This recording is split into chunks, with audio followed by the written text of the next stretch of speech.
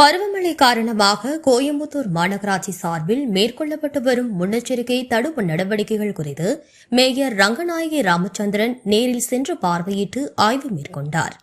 கோயம்புத்தூர் மாநகராட்சி மேற்கு மற்றும் மத்திய மண்டலங்களுக்குட்பட்ட பகுதிகளில் மழைநீர் தேங்கா வண்ணம் மாநகராட்சி சார்பில் மேற்கொள்ளப்பட்டு வரும் முன்னெச்சரிக்கை தடுப்பு நடவடிக்கைகள் குறித்து மேயர் ரங்கநாயகி ராமச்சந்திரன் இன்று 24/5/2025 நேரில் சென்று பார்வையிட்டு ஆய்வு மேற்கொண்டார்.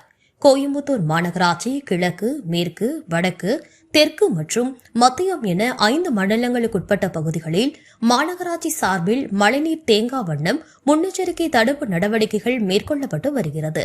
அந்த வகையில் மேற்கு மண்டலம் வார்டு எண் 75க்குட்பட்ட சீரநாயக்கன் பாளையம், புளியமரம் பேருந்து நிறுத்தம் அருகில் உள்ள வாய்க்கால் மற்றும் வார்டு எண் 41க்குட்பட்ட கருப்பராயன் கோவில் அருகில் உள்ள வாய்க்கால்கள் மாநகராட்சி சார்பில் தூர்வாரப்பட்டுள்ளதை மேயர் நேரில் சென்று பார்வையிட்டு ஆய்வு செய்தார். அதனைத் தொடர்ந்து மத்திய மண்டலம் செல்வசிந்தாமணி குளத்திலிருந்து மதகுகள் வழியே உபரி நீர் வெளியேற்றப்படுவதையும், செல்வசிந்தாமணி குளத்தின் அருகில் உள்ள கழிவுநீர் சுத்திகரிப்பு நிலையத்தினை மேயர் நேரில் சென்று பார்வையிட்டு சுத்திகரிப்பு நிலையத்தின் செயல்பாடுகள் குறித்து அலுவலர்களிடம் கேட்டறிந்தார். மேலும் உக்கடம் பெரிய குளத்தில் படர்ந்துள்ள ஆகாய தாமரைகள் அகற்றும் பணிகளை மேயர் நேரில் பார்வையிட்டு விரைவாக மேற்கொள்ளும் வகையில் அதிகாரிகளுக்கு அறிவுறுத்தினார்.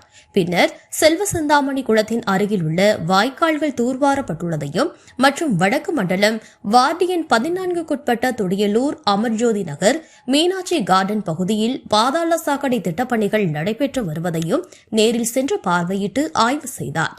இந்த ஆய்வுகளின் போது உதவி ஆணையர் துரைமுருகன், செயற்பொறியாளர் கருப்பசாமி, உதவி செயற்பொறியாளர்கள் சவிதா, ஹேமலதா, முத்துக்குமார், மாமன்ற உறுப்பினர் அங்குலட்சுமி, உதவி பொறியாளர்கள் நித்யா, முரளிதரன், ஜீவாராஜ், உத்தமன் மற்றும் மாநகராட்சி அலுவலர்கள் உடனிருந்தனர்.